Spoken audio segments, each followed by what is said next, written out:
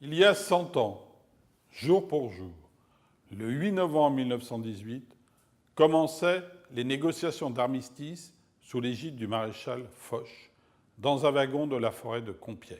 Pour les Français et les Seine-et-Marnais en particulier, c'était la fin d'une guerre terrible qui a autant frappé les civils que les militaires.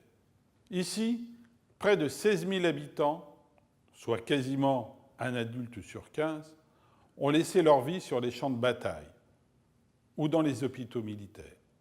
La Seine-et-Marne a payé un lourd tribut à la Grande Guerre. Le nord du département a connu 2 fois les combats. En septembre 1914, avec l'invasion, puis la bataille de la Marne.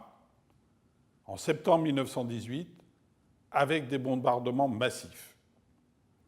Le Sud n'a pas été épargné. 75 000 personnes y ont trouvé refuge. Les troupes y ont campé. Et les hôpitaux militaires accueilli des milliers de blessés. Aimer sa patrie, c'est être prêt à mourir. À tous ceux morts pour la France, à leurs familles et à leurs proches. Je tiens à exprimer nos remerciements et à leur dédier ces prochains jours. Au nom de l'Assemblée départementale, j'ai une pensée particulière pour Charles Péguy, un immense poète et romancier, mort au Champ d'Honneur le 5 septembre 1914, près de Villeroy. Germanophile convaincu, c'était un amoureux de la France.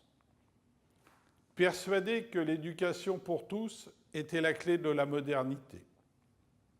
En ces temps où se prépare l'entrée au Panthéon de Marie Genevoix, souhaitée par le président de la République, j'exprime une nouvelle fois notre souhait que la grande tombe de Villeroy, sépulture de Charles Péguy et de 132 combattants, soit inscrite au patrimoine mondial de l'UNESCO.